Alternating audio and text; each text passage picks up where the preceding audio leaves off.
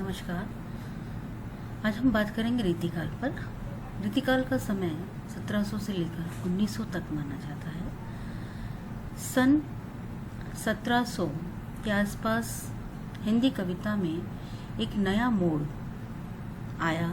इसे विशेषतः तात्कालिक दरबारी संस्कृति और संस्कृत साहित्य से उत्तेजना मिली। संस्कृत साहित्य शास्त्र के कतिपय अंशों ने इसे शास्त्रीय अनुशासन की ओर प्रवृत्त किया। रीतिकाल से आशय हिंदी साहित्य के उस काल से है जिसमें निर्दिष्ट काव्य रीति या काव्य प्रणाली के अंतर्गत रचना करना प्रधान साहित्यिक वृत्ति बन गई थी। रीति, कवित्व रीति एवं सुकवि रीति जैसे शब्दों का प्रयोग इस काल में बहुत होने लगा। इस काल में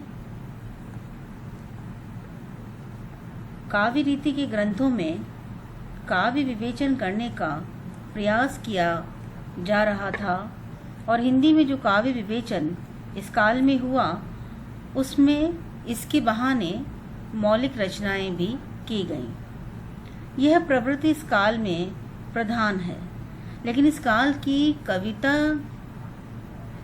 में प्रधान रस श्रृंगार रस रहा है और इसीलिए इस काल को श्रृंगार काल कहने की बात भी की गई थी।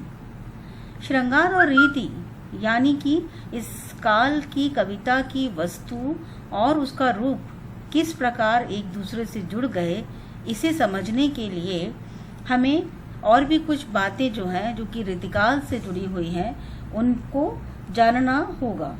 जैसे कि संस्कृत में काव्य विवेचन शास्त्रज्ञ आचार्य करते थे। जो शास्त्रार्थ करते थे वो आचार्य करते थे, कवि नहीं करते थे। वे काव्य विवेचन के दौरान प्रसिद्ध कवियों की रचनाओं को उद्धृत करके अपनी बात को समझाते थे। लेकिन रीतिकाल के रीति शास्त्र पर या हिंदी शास्त्र पर विचार करने वाले मूलतः आचार्य नहीं थे, वे कवि थे और इसीलिए उन्होंने नायकों, रस, अलंकार और छंदों के विवेचन पर कम और इनके दिए गए लक्षणों के उदाहरणों के रूप में रचनाओं पर अधिक ध्यान दिया। उन्होंने अन्य कवियों की रचनाओं के उदाहरण नहीं दिए, बल्कि उदाहरणों के लिए उन्होंने स्वयं कविता की और इसीलिए इस काल में आचार्य और कवि दोनों एक ही व्यक्ति होने लगे। तो इससे आशय ये निकलता है कि इस प्रणाली के कारण रीतिकाल में बहुत सुंदर रचनाएं बहुत अधिक मात्रा में लिखी गई थी। इस काल में कई कवि ऐसे हुए जो आचार्य भी थे और जिन्होंने विविध काव्यांगों की लक्षण देने वाले ग्रंथ भी लिखे, जिससे इस युग में श्रृंगार की प्रधानता बनी रही और मुक्तक रचना का युग भी यह युग रहा, जिसमें मुख्यतः कवित्व, सवैये और दोहे इस युग में बहुतायत से लिखे गए। इस युग में राजा, महाराजा और आश्रयदाता अब केवल काव्यों को पढ़कर और सुनकर ही संतुष्ट नहीं होते थे, बल्कि अब वह स्वयं भी काव्य रचना करना चाहते थे। इस समय पर कवियों ने आचार्य का कर्तव्य निभाया। वहाँ उन्होंने राजाओं को सिखाना भी प्रारंभ किया। कवि ज़्यादातर राज्य आश्रित होते थे और इसीलिए इस युग की कविता अधिकतर दरबारी रही, जिसके फलस्वरूप इसमें चमत्कारपूर्ण व्यंजना की विशेष मात्रा तो मिलती है, परंतु कविता साधारण जनता से विमुख भी हो गई थी। रीतिकाव्य रचना का आरंभ संस्कृत भाषा से ही हुआ है। जैसे कि आप आचार्य केशवदास हैं, उनकी सर्वप्रसिद्ध रचनाएं हैं कवि प्रिया, रसिक प्रिया और रामचंद्रिका।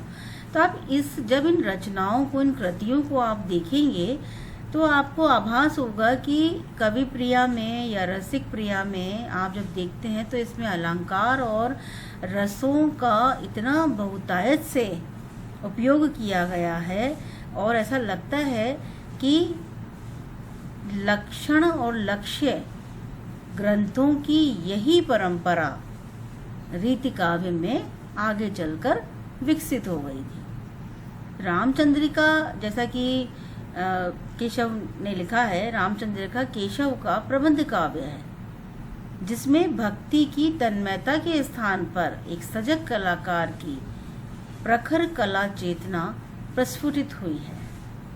केशव की बात कई दशक बाद चिंतामणि से लेकर 18वीं सदी तक हिंदी में रीतिकाव्य का अजस्र स्रोत प्रवाहित हुआ है, जिसमें नर और नारी के रमणीय पक्षों को, उसके संयोग श्रृंगार के पक्षों को, सरस संवेदनाओं को बहुत ही कलात्मक अभिव्यक्ति के साथ व्यापक रूप में प्रस्तुत किया गया था।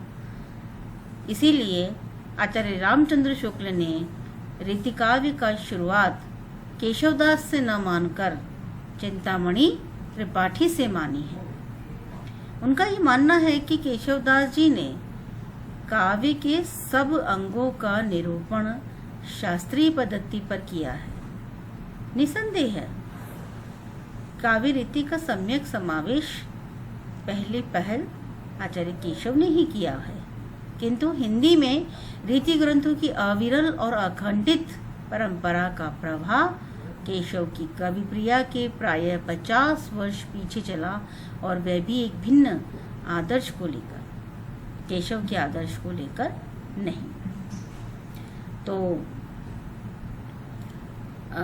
ये कहते हैं कि हिंदी रीति ग्रंथों की अखंड परंपरा चिंतामणि त्रिपाठी से चली, अतः रीतिकाल का आरंभ जो है वो उन्हीं से मानना चाहिए।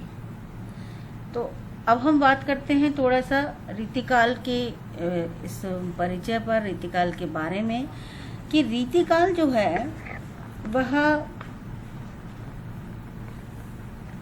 कैसे प्रारंभ हुआ, और इसके पहले जब भक्ति काल था, जहाँ पर भक्ति में प्रेम मूल भावना थी, तो यहाँ रीतिकाल में आकर के किस प्रकार प्रेम का स्वरूप जो है वह बदल जाता है। भक्ति में भी प्रेम ही मूल आधार है।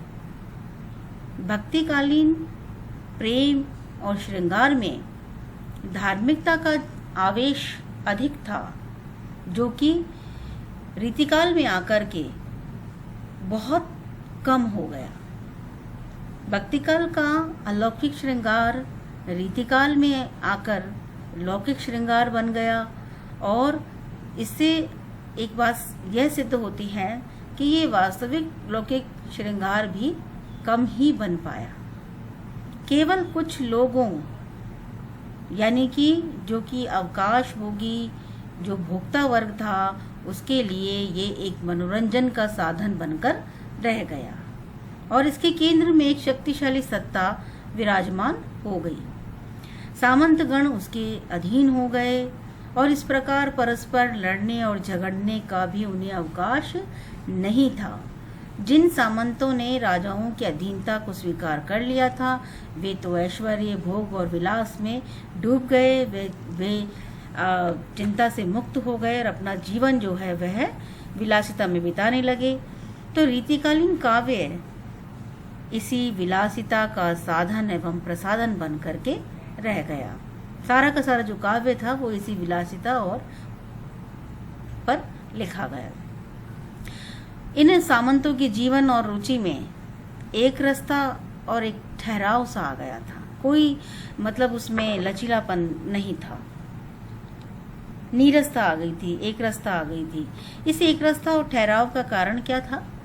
केवल निर्दिष्ट जीवन प्रणाली में ही अपना जीवन यापन करना, न अपने से भिन्न या विपरीत जीवन से उन्हें कोई टकराव था, न उसकी उन्हें कोई चिंता थी। इसी निर्दिष्ट जीवन प्रणाली ही उनकी रुचि की कविता में रीति बन करके रह गई थी, और यही काव्य रीति और यही ठहरा हुआ श्रृंगार इस निष्क्रिय सामंती रुचि में ढल गया, और बाद में सक्रिय सामंतों की रुचि की कविता, जो कि कुछ बाद में चल कर के इससे भिन्न हुई, तो उसमें ये नहीं था कि इस काल में वास्तविक प्रेम, श्रृंगार, भक्ति या अन्य प्रकार की कविताएं नहीं हुई थी, लेकिन वह रीति का अवलंब लेकर भी सामान्य गृहस्थ जीवन के सीमित ही बहुत कम मार्मिक चित्र ही खींच पाई थी, और भक्ति की कविताओं की परंपरा इस काल में पूर्णतः समाप्त तो नहीं हुई थी, किंतु जिस प्रकार हम देखते हैं कि भक्ति काल में कबीर, सूर, जायसी, तुलसी, मीरा जैसे लोक संग्रही मानवीय भावनाओं से ओतप्रोत उत्कृष्ट भक्ति कवियों के सामने इस काल के भक्त कवि जो थे वह कहीं भी अपना स्थान नहीं बना पाए थे। और भक्ति काल की इस काव्यधारा में वह भी अपने को काव्य रीति में ढाल रही थी। यही कारण है कि इस काल के प्रारंभ में ही ऐसे अनेक कवि दिखलाई पड़ते हैं जिनका विषय तो भक्ति है, किंतु लगते रीतिकाल के कवि हैं, और ऐसे कवि वस्तुतः रीति धारा के ही कवि माने जाने चाहिए, जैसे कि केशव हुए, सेनापति हुए, पद्माकर हुए। ये सब इनकी भक्ति भी ठहरी हुई और एक रस थी। इस काल में रीति से हटकर स्वच्छंद प्रेम काव्य भी रचा गया, जिसमें काव्य कौशल होते हुए भी प्रेम, विशेषतः विरह की तीव्र व्यंजना है। ऐसे कवियों की रचनाओं पर सूफी कवियों के प्रेम की पीर का प्रभाव स्पष्ट दिखाई देता है, और घनानंद इस श्रेणी के कवि माने जाते हैं। स्वच्छंद प्रेम मार्ग पर चलकर रचना करने वाले घनानंद के साथ साथ आलम और बोधा ठाकुर का नाम भी लिया जाता है। तो इस प्रकार से रीतिकाल के अंदर स्वच्छंद काव्य धारा भी रही, और उसमें घनानंद, आलम, बोधा ठाकुर जैसे कवियों ने मुक्त भाव से अपनी कृतियाँ लिखी। इसमें इस काल में कवियों ने काव्य में मर्यादा का भी पालन किया है, चाहे वह घोर श्रृंगारी कविता होने पर कहीं कहीं पर अपनी मर्यादा का उल्लंघन करते हुए भी मिलते हैं, परंतु फिर भी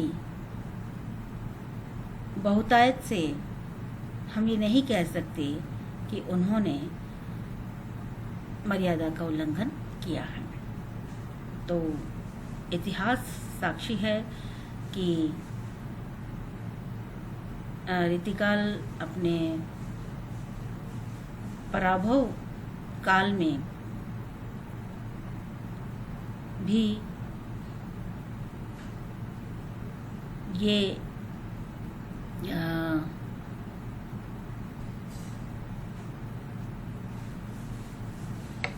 पराभव काल में भी ये युग वैभव का विकास कर रहा था।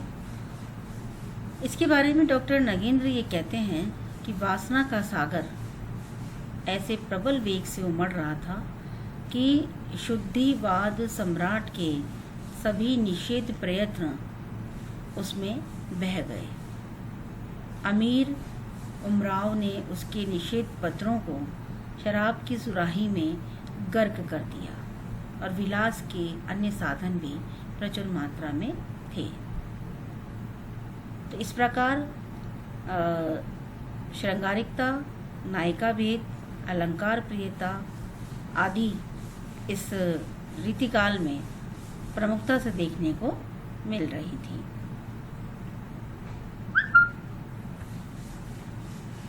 तो ये एक सामान्य परिचय यहाँ पर हमने रीतिकाल का प्रस्तुत किया था। इसकी तत्पश्चात हम बात करेंगे रीतिकाल के अर्थ और नामकरण पर अगली कक्षा में।